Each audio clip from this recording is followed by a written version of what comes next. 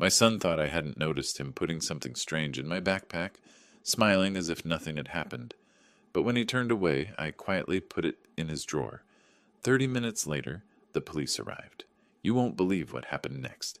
Before we continue, please subscribe to the channel and let us know where you are listening in the comments. Terry's fist slammed against the oak table. The salt shaker toppled, scattering white crystals across the surface like broken glass. My fork froze halfway to my mouth, a piece of meatloaf still impaled on the tines. "Dad, we need another 2,000 this month." The words hit harder than his fist had hit the table. I set my fork down slowly, deliberately, the metal clinking against the ceramic plate. The sound echoed in the sudden silence. Zella sat across from me, her wedding ring catching the overhead light as she twisted it around her finger. Her makeup was smudged beneath her eyes. She'd been crying before dinner. "Enough!" The word came out sharper than I intended. "You're 28, Terry. It's time to learn to provide for your wife yourself." He towered over me, his face flushed with anger, or desperation. Sometimes it was hard to tell the difference with my son. The refrigerator hummed behind him, a steady drone that filled the spaces between our heavy breathing. "You're being selfish." Terry's voice cracked slightly. "Mom would have understood us. She would have helped." The mention of Martha struck like a physical blow. I felt my jaw tighten, my hands clench involuntarily. Zella's quiet sobbing began, muffled by the napkin she pressed to her face. The green beans on my plate had gone cold, congealing in their butter sauce. I pushed my chair back. The legs scraped against the linoleum with a harsh, grating sound that made Zella flinch. The overhead fixture cast harsh shadows across all our faces, turning this family dinner into something resembling an interrogation. "I've given you $1,200 this month alone," I said, standing slowly. My knees protested. I wasn't as young as I used to be. Before that, it was the wedding venue, the apartment deposit you never used, Zella's medical bills. "Dad, please." "No." I stepped away from the table, away from them both. The smell of cooling meatloaf mixed with the tension thick enough to cut. "I won't enable this anymore." Terry's breathing was heavy, ragged. Zella had stopped crying, but her eyes remained fixed on her plate, as if the pattern on the china could solve all our problems. The clock above the sink ticked toward 7:35. I walked toward the kitchen doorway, not looking back. My footsteps felt heavier than usual, each one a small defeat. Behind me, I heard Zella whisper something to Terry, urgent and pleading. I couldn't make out the words, but the tone was clear enough. The wooden stairs creaked under my weight as I climbed toward my bedroom.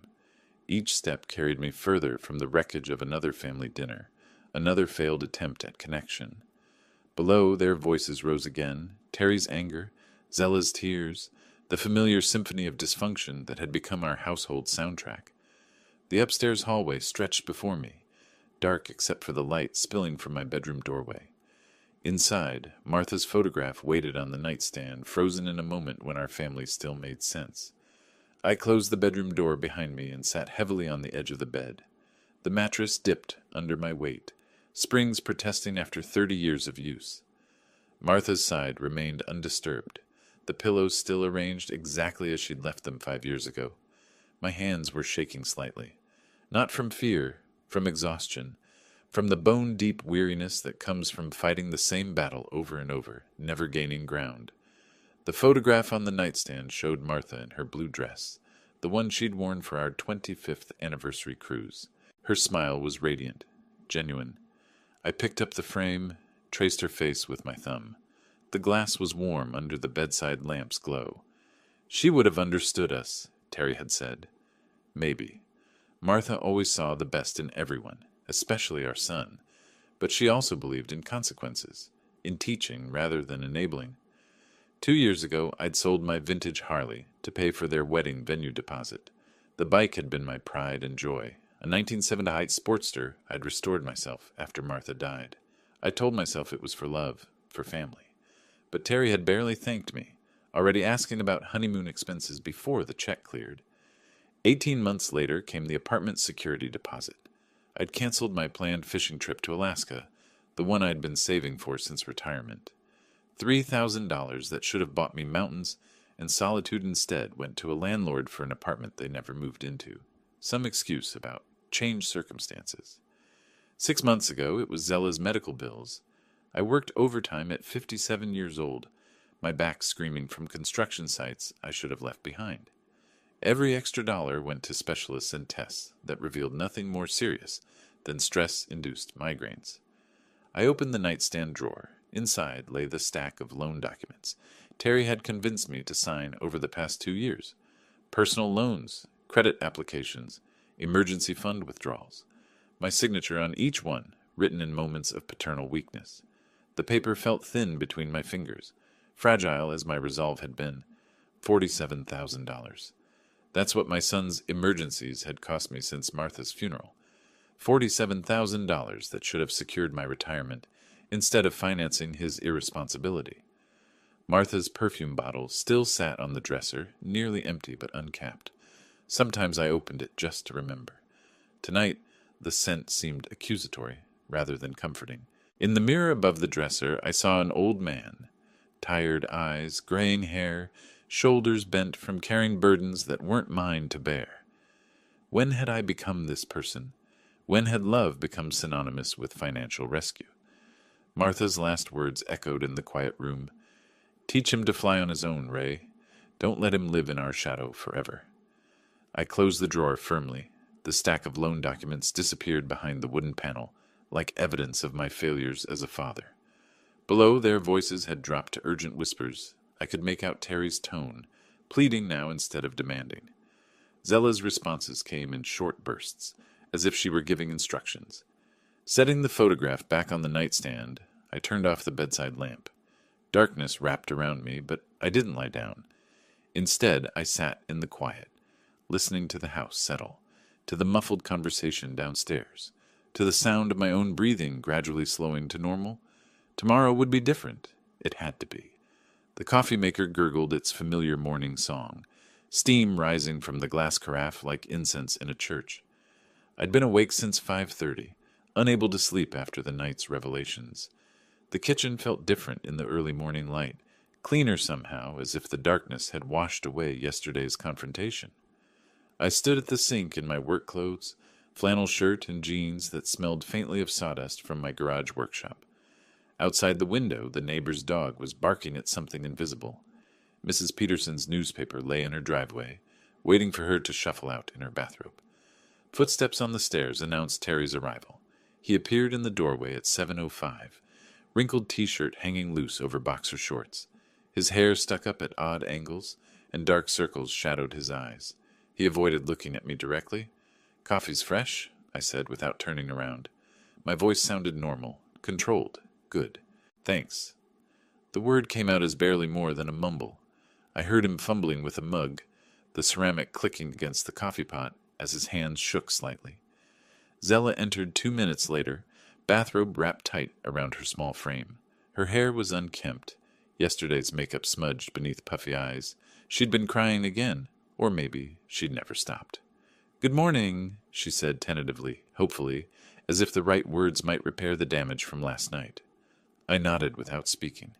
The silence stretched between us like a chasm, broken only by the coffee maker's final hiss and the distant rumble of the newspaper delivery truck.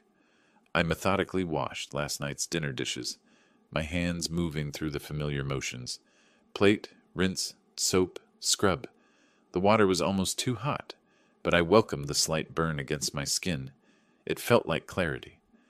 Behind me, Terry poured coffee with unsteady hands. The liquid splashed slightly, drops hitting the counter with tiny impacts. Zella attempted to make toast, but the smell of burning bread soon filled the kitchen. She scraped the charred surface over the sink, black crumbs falling like ash. "I'm going out today," Terry announced, his voice defensive before I'd even responded. "Job interviews." I turned from the sink, finally meeting his eyes. They darted away immediately, focusing on his coffee mug instead. "Take the house key," I said quietly. The implication hung in the air. He might not be back, or maybe I wouldn't be here when he returned. Terry's face flushed, but he didn't argue. The morning sunlight streaming through the window highlighted dust motes dancing in the space between us. Everything felt suspended, waiting. I could hear my own heartbeat in the silence, steady and determined. Terry grabbed an apple from the bowl on the counter instead of sitting for breakfast. His sneakers squeaked against the linoleum as he paced toward the doorway, then back again. Nervous energy radiated from him like heat from a furnace. "Terry," I said, stopping him mid-pace. He turned, hope flickering in his eyes for just a moment. "Responsibility," I said simply. "It's not a dirty word." The hope died. His jaw tightened, and without another word, he left the kitchen. Seconds later, the front door slammed with enough force to rattle the windows. The sound echoed through the house like a gunshot. Zella remained at the table, her burnt toast untouched on its plate. She looked at me with pleading eyes, mouth opening as if to speak. But I was already moving, pouring my coffee into a travel mug, heading toward the garage. My truck's engine turned over on the first try, a reliable rumble that had never let me down. As I backed out of the driveway, I could see Zella through the kitchen window, alone with the mess of our interrupted breakfast and the weight of whatever secrets she and Terry shared. The morning stretched ahead of me, full of possibility and dread in equal measure. Terry's animated voice reached me before I saw him. The front door had barely closed behind me when he jumped up from the sofa, his face bright with an excitement that seemed almost frantic. "Dad, I'm sorry about yesterday. TechForge Solutions hired me." The words hit me like a surprise punch. I set my lunch cooler down carefully on the hardwood floor, my work-worn hands suddenly unsteady. Terry bounded toward me with arms outstretched, pulling me into an embrace that lasted too long, held too tight. "Really?" The hope in my voice surprised me. "That's wonderful, son." Zella burst into theatrical applause from her perch in the armchair, her hands coming together in sharp, staccato claps. Her makeup was perfect, too perfect for someone who'd been crying yesterday. The bright smile painted across her face didn't quite reach her eyes. "He got the call this afternoon," she announced, as if she were narrating a game show. "Senior IT consultant position." Terry released me, but stayed close, running his hands through his hair in that nervous gesture I'd known since his childhood. His shirt was crisp, freshly ironed. When had he found time to do laundry? "I knew you had it in you," I said, feeling my shoulders relax for the first time in days. The afternoon sunlight streaming through the living room windows caught the dust motes dancing between us, making everything seem softer, more forgiving. "When do you start?" "Monday. They want me immediately." Terry's response came too quickly, as if he'd rehearsed it, his voice pitched slightly higher than usual. The familiar weight of parental pride mixed with relief began settling in my chest. Perhaps yesterday's harsh words had motivated him toward real responsibility. Maybe Martha had been right. Sometimes tough love was the only path forward, but something nagged at me. Terry kept adjusting his shirt collar, smoothing down fabric that wasn't wrinkled. His eyes darted to Zella, seeking some kind of confirmation or reassurance. "What's the salary like?" I asked, settling into my recliner. The leather creaked under my weight, a sound that usually comforted me. $65,000 to start, Terry said without hesitation, plus benefits. Health insurance, dental, retirement matching. Those were the right answers, the kind of details a real employer would provide.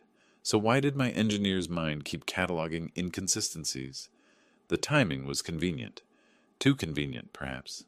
Outside, a neighbor's lawnmower roared to life, and children's laughter echoed from someone's backyard. Normal suburban evening sounds that should have felt peaceful. Instead, they seemed to underscore the artificial quality of our celebration. "This calls for a barbecue," I announced, pushing aside my doubts. "Let me fire up the grill. We can celebrate properly." Terry's face lit up. Genuine happiness this time, I thought. "That sounds perfect, Dad. Just like old times." Zella clapped again, softer now, but still performing.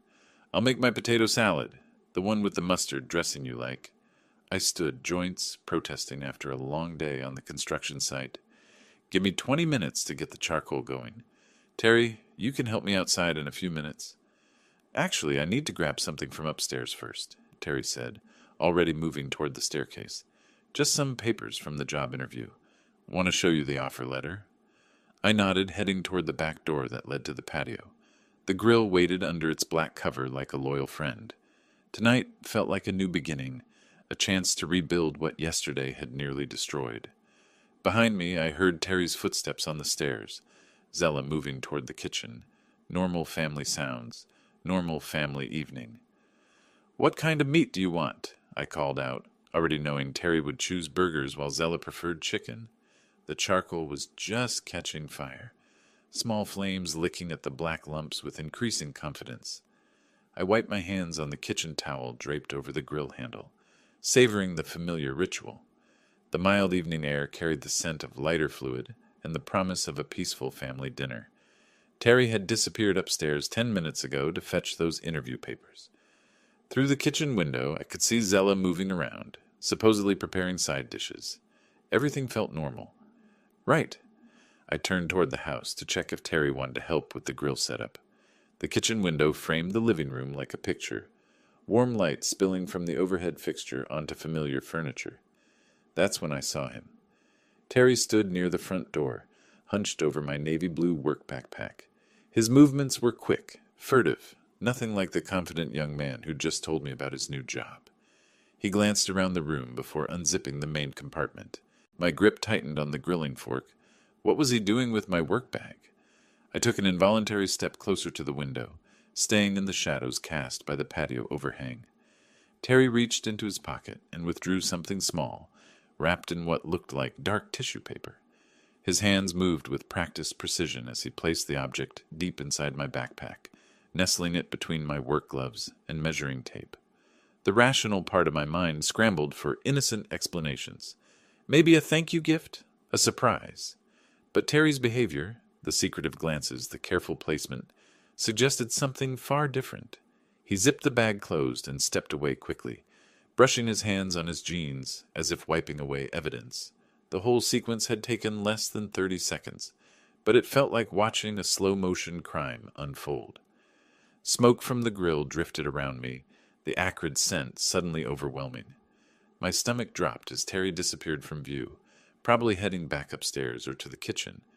The suburban evening sounds, distant traffic, a dog barking 3 houses down, seemed muffled now, as if the world had shifted slightly off its axis.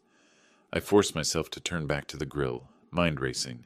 The charcoal glowed red-hot, ready for cooking, but my appetite had vanished completely.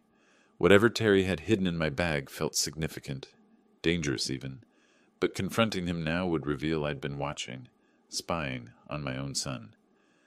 The back door opened with its familiar squeak. "Dad, how are those coals coming along?" Terry's voice carried that same artificial brightness from earlier. I swallowed hard, tasting ash and suspicion. "Almost ready," I managed, not turning around. "Just need a few more minutes." His footsteps approached across the wooden deck. In my peripheral vision, I saw him lean against the patio railing, picture of casual contentment. But I couldn't stop seeing those careful, secretive movements by my backpack. "You know what, son?" I said, finally facing him. "I think I left my work gloves in the garage. Mind getting them while I tend to this fire?" Terry's smile flickered for just a moment. "Sure thing, Dad. No problem at all." He headed back inside, and I watched through the kitchen window as he walked past my backpack without even glancing at it. The performance was flawless, too flawless for someone who'd been nervous about hiding something there moments earlier. Whatever was in my bag, I had to find out. But first, I needed the right opportunity. "Just grabbing some seasoning from the kitchen," I called to Zella as Terry disappeared into the upstairs bathroom. The water pipes groaned as he turned on the faucet, my signal that I had a few precious minutes. My heart hammered against my ribs as I approached the backpack. The living room felt different now, shadows deeper despite the lamp's warm glow. Every creak of the house settling seemed amplified, threatening to expose my investigation. The backpack's zipper made a soft, metallic whisper as I pulled it open. Inside lay my familiar work items, yellow measuring tape, leather gloves stained with years of honest labor, spiral notebook filled with project sketches. Everything in its usual place except for the foreign presence I'd witnessed Terry hide. My fingers probed deeper, searching through the organized chaos of my professional life. There, wrapped in dark tissue paper, nestled against the notebook's spine like a guilty secret. I unwrapped it carefully, the tissue paper crinkling loud as gunshots in the quiet room. What emerged made my breath catch in my throat. A diamond ring, massive center stone surrounded by smaller diamonds, all set in what looked like platinum. The facets caught the lamplight, throwing rainbow prisms across the coffee table and wall. I held it up, transfixed by its brilliance and terrified by its implications. This wasn't costume jewelry. The weight alone told me it was real, expensive, easily $15,000, maybe 20. More money than Terry had ever possessed, more than he could earn in months at his supposed new job. I sank into the nearest chair, legs suddenly unreliable. The ring felt hot in my palm, burning with questions I was afraid to answer. Where had Terry gotten something this valuable? Why hide it in my bag? What was he planning?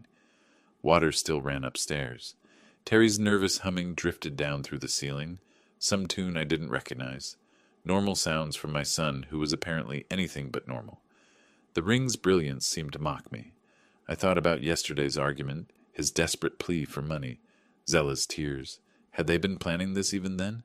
Using my generosity as a cover for something darker? My engineer's mind began calculating scenarios, none of them good. If Terry had stolen this ring, putting it in my backpack made me an unwitting accomplice. If he planned to claim I'd stolen it? The water shut off upstairs. Footsteps crossed the bathroom floor. Terry would be down any moment, expecting to find me outside with the grill, playing the role of proud father celebrating his son's success. In a moment of pure instinct, I slipped the ring into my pocket and quickly repacked the backpack. The tissue paper went back in, positioned as closely as possible to how Terry had left it. My hands shook as I zipped the bag closed. Terry's footsteps reached the top of the stairs just as I stood up, legs still unsteady. The ring felt like a lead weight in my pocket.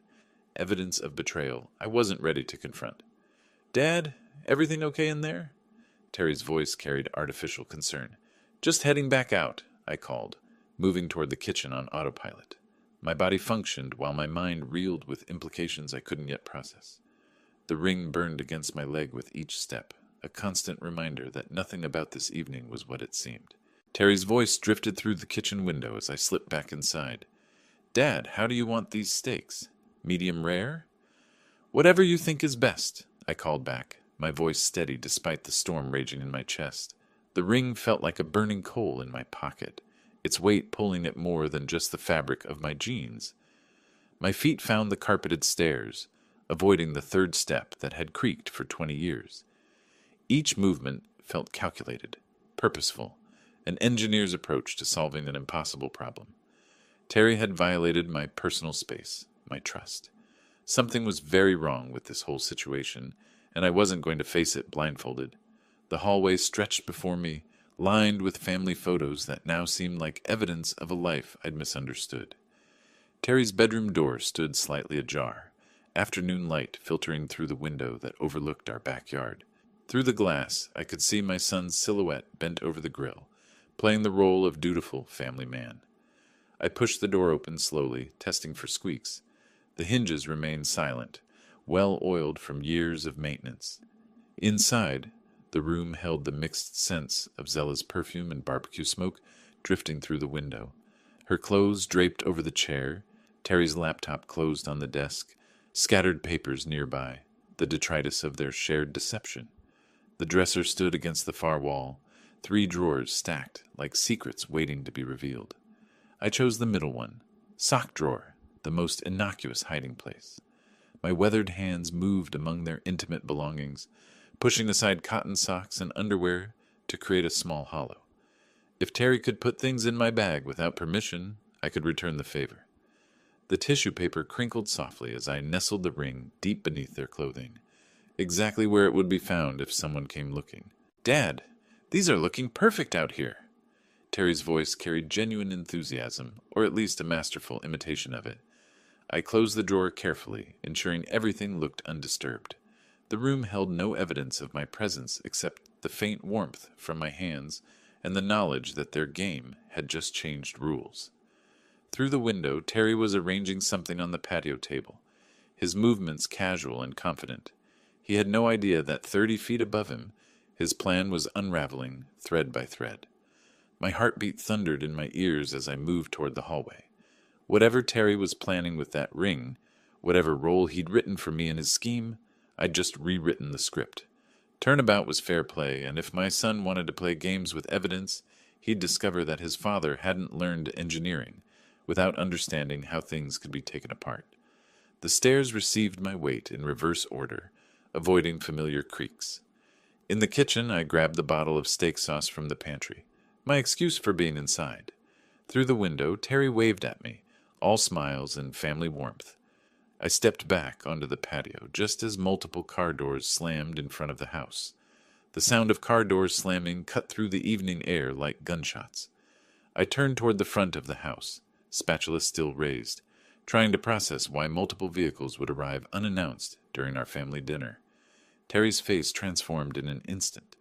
The casual smile vanished, replaced by something that looked like excited anticipation. He moved toward the house with sudden purpose, no longer the relaxed son helping with barbecue. "Who's here?" I asked, confusion evident in my voice. "Were you expecting someone?"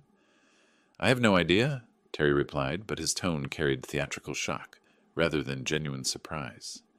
"Maybe neighbors checking on the smoke?" Voices approached from the front yard, authoritative, professional. My stomach dropped as the reality hit me. These weren't neighbors. 3 uniformed officers appeared through the side gate, led by a stern-faced woman in her 40s. Her hand rested near her radio, eyes scanning our domestic scene with professional assessment. "Police! Nobody move!" I took an involuntary step backward, spatula clattering to the patio stones. Zella emerged from the kitchen carrying a salad bowl, freezing when she saw the officers. The bowl slipped from her hands, lettuce scattering across the red brick like confetti at a disaster. Terry immediately pointed at me, his finger steady and sure. "Officer, that's him! I saw the ring in his backpack." The words hit me like a physical blow. "What nonsense!" I stammered, genuine bewilderment making my voice crack. "What ring?" But Terry was already moving closer to the lead officer, his cooperation eager and practiced. Too practiced. His body language radiated confidence rather than the concern any normal son should feel, watching his father accused of crimes. "Officer Brooks," the lead officer introduced herself, studying the scene with sharp eyes. "We received a report about stolen jewelry. Terry Harlan?" "Yes, ma'am," Terry responded immediately. "I found evidence in my father's possession. A diamond ring from the jewelry store robbery downtown yesterday." Yesterday, while he'd been gone for job interviews. The pieces clicked together with mechanical precision in my engineer's mind, each revelation more sickening than the last. Officer Brooks spoke into her radio while her partners positioned themselves strategically around the patio. The barbecue continued smoking, unattended steaks beginning to char, filling the air with the acrid smell of burning meat. "Sir, we need you to step away from the grill," Officer Brooks directed me. Her tone was professional, but carried the weight of authority I couldn't ignore. I moved slowly, hands visible, mind reeling with the impossibility of the situation. This was my backyard, my family, my barbecue, yet I was being treated like a criminal based on my own son's testimony. Terry walked beside the officers as we moved toward the house, discussing the evidence with suspicious familiarity. He knew exactly where my backpack was located, exactly which compartment I supposedly used. His knowledge was too specific, too detailed for someone who'd simply stumbled upon evidence. Zella followed behind, silent tears streaming down her carefully made-up face, but her positioning near Terry, her practiced distress, it all felt choreographed, rehearsed. As we approached the back door, I caught Terry's reflection in the kitchen window. For just a moment, when he thought no one was watching, his expression shifted. The mask of concerned son slipped, revealing something calculating underneath. My own son had called the police on me, and somehow I was walking into a trap that had been 30 years in the making. Officer Brooks spread my backpack contents across the coffee table with methodical precision. Work gloves, measuring tape, energy bars, notebook, small tools, the honest inventory of a man who'd spent decades building things rather than stealing them. Terry stood beside the table, confidence radiating from every gesture as he pointed out compartments. "It should be in the front pocket, wrapped in tissue paper. I saw him putting it there this afternoon." His certainty was damning. Too damning. No son should know his father's hiding places with such specificity, unless he'd put something there himself. Officer Brooks searched each pocket thoroughly. The main compartment yielded nothing but work debris. The side pockets contained only pens and business cards. Terry's confident expression began to crack around the edges. "Mr. Harlan," Officer Brooks said, looking up from the empty bag, "we're not finding the described item." "It has to be there." Terry's voice pitched higher, desperation creeping in. "I saw him put it in the front pocket. Check again." That's when the final piece clicked into place. Terry's inside knowledge, his nervous energy disguised as excitement, the careful way he'd guided officers to my backpack while avoiding any mention of his own belongings. "Officer," I said quietly, surprised by the steadiness in my own voice, "maybe you should check my son's dresser drawer." Terry whirled toward me, panic flashing across his features. "What? Why would you? That's ridiculous. There's no reason to—" But Officer Brooks was already moving toward the stairs, her partner following. Terry's protests grew more frantic as we climbed to the second floor, his careful composure finally shattering. "This is harassment. You can't just search our private—" "Terry Harlan," Officer Brooks interrupted as she opened his bedroom door, "we have reasonable cause based on your father's suggestion and your behavior." The dresser stood exactly as I'd left it 30 minutes earlier. Officer Martinez pulled open the middle drawer, moving aside socks and underwear with practiced efficiency. His hand found the tissue paper immediately. Terry's face went white as the ring emerged, diamonds catching the bedroom light like accusations made manifest. The same ring I'd discovered in my backpack, now resting in an evidence bag with Terry's fingerprints on the tissue wrapping. "Terry Harlan, you're under arrest for filing a false police report and possession of stolen property." The Miranda rights recitation seemed to echo from a great distance, as handcuffs clicked around my son's wrists. Zella's sobs filled the hallway, her carefully constructed performance finally collapsing into genuine despair. "This is a mistake," Terry shouted as officers escorted him toward the front door. "You don't understand. The ring was in his bag. I put it there myself." His confession hung in the air like smoke from our abandoned barbecue. Even in custody, Terry couldn't stop himself from revealing the depth of his deception. I stood in my living room, surrounded by scattered backpack contents and overturned furniture from the search, watching 30 years of fatherhood dissolve into handcuffs and accusations. Through the front window, I could see neighbors gathering on their porches, drawn by the flashing lights of police cars. Terry's voice carried from the front yard, still insisting this was all a mistake, still trying to convince officers that his victim father had somehow orchestrated his own frame-up. But the evidence told a different story, one written in tissue paper and hidden in sock drawers, authored by a son who'd mistaken his father's love for weakness. The house felt different now, emptier, as if something fundamental had been removed along with my son in handcuffs. Police documents spread across my kitchen table like pieces of a puzzle I'd never wanted to solve. Timeline sheets, evidence photos, witness statements, the paper trail of my son's betrayal laid out in official black and white. I'd been sitting here since 6 a.m, methodically working through each detail with an engineer's precision. The coffee in Martha's favorite mug had gone cold hours ago, but I couldn't bring myself to drink from it anyway. Everything in this kitchen felt contaminated now, every surface touched by lies I'd been too trusting to see.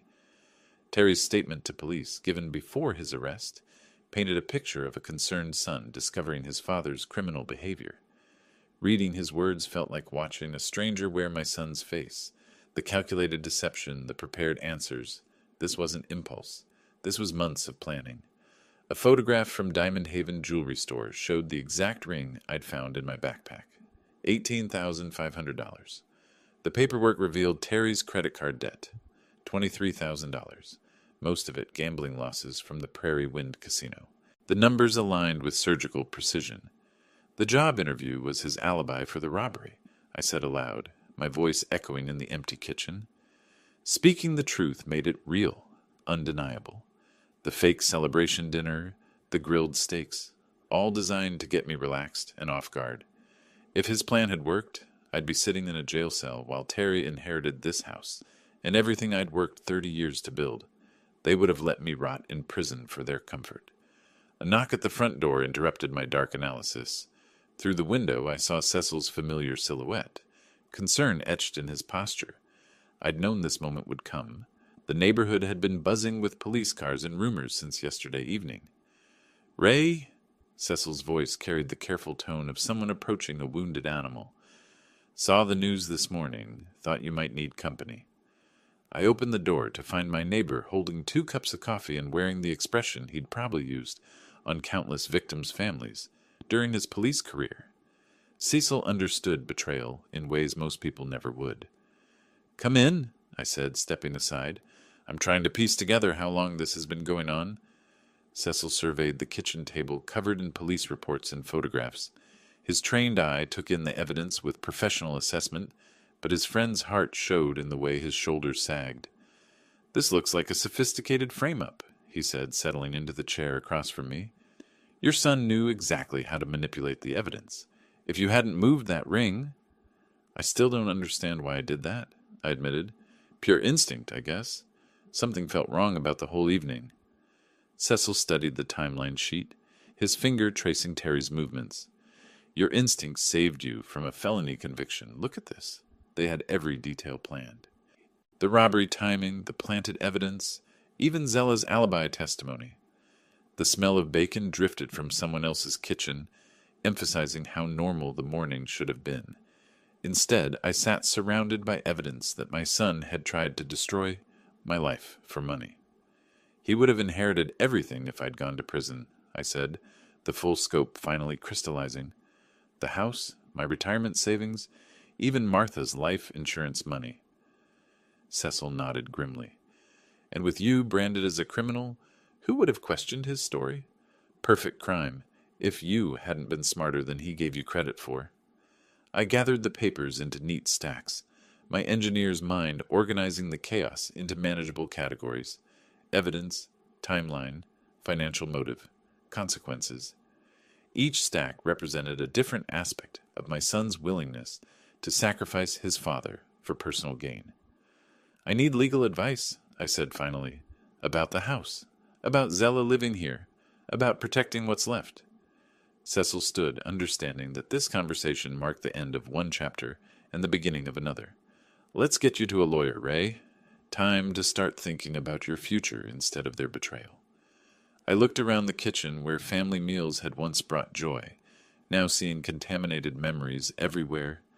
The table where Terry had slammed his fist, the window where I'd witnessed his deception, the chairs where lies had been served alongside dinner.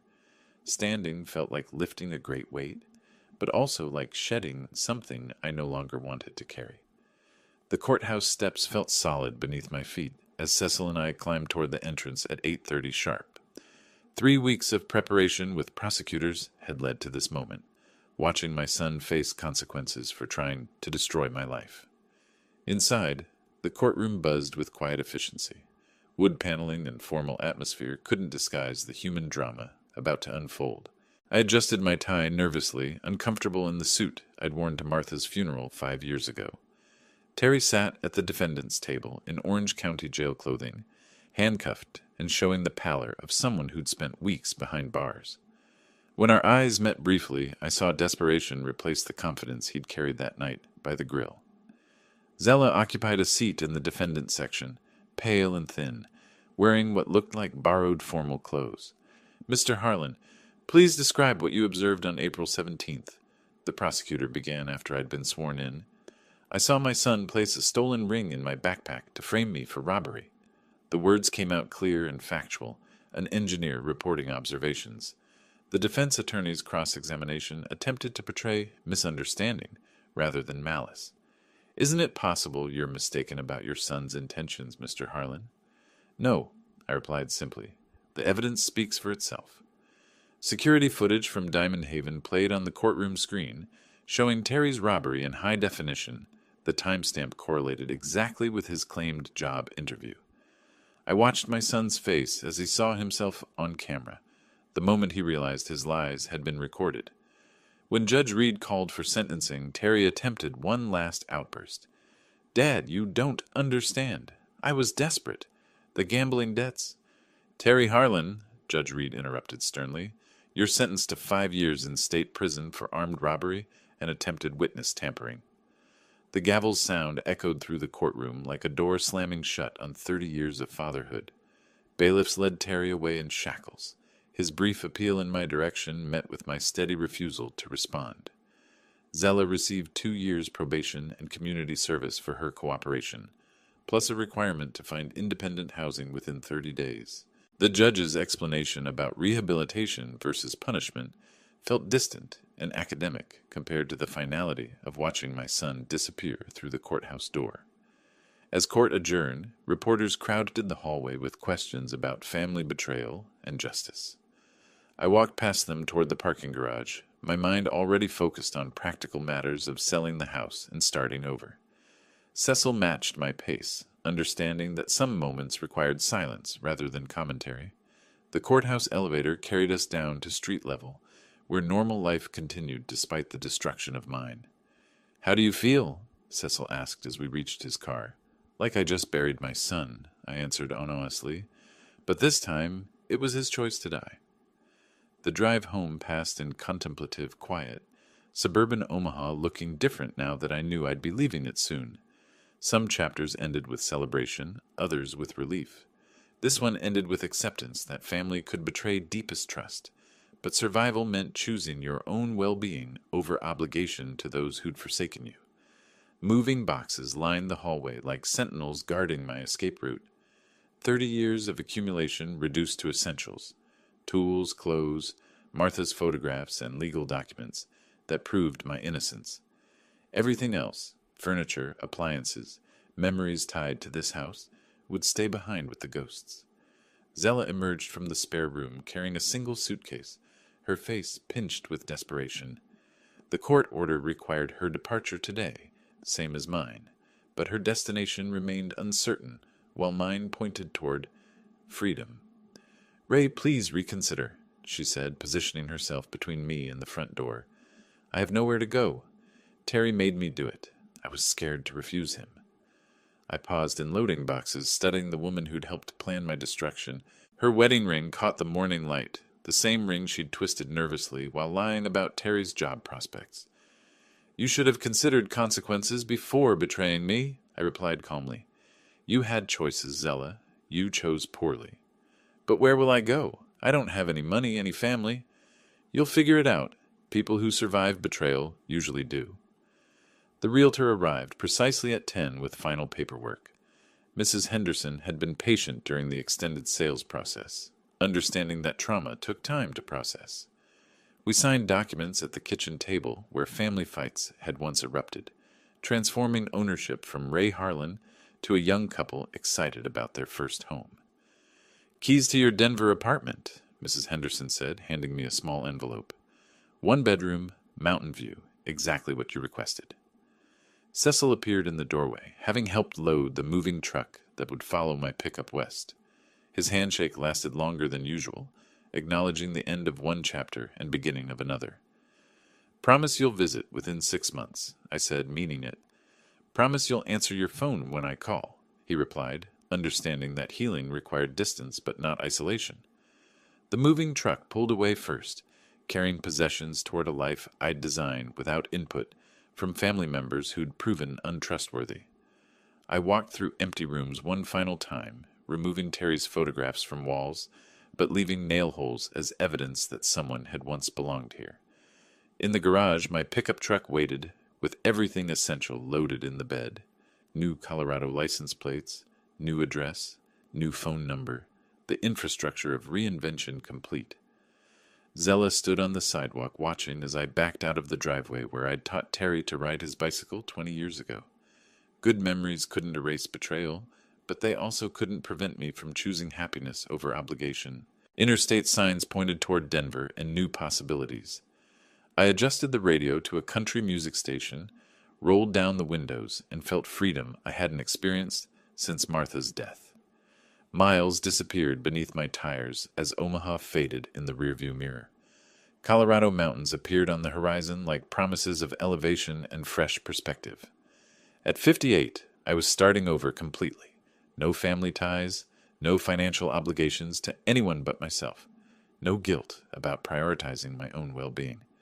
The truck's engine hummed steadily westward, carrying a man who'd learned that sometimes the greatest act of love is refusing to enable those who would destroy you. Behind me lay 30 years of family loyalty. Ahead waited whatever I chose to build with the time I had left, and for the first time in years, that felt like enough. If you like this story, please like this video, subscribe to the channel, and share your impressions of this story in the comments. To listen to the next story, click on the box on the left. Thank you for watching,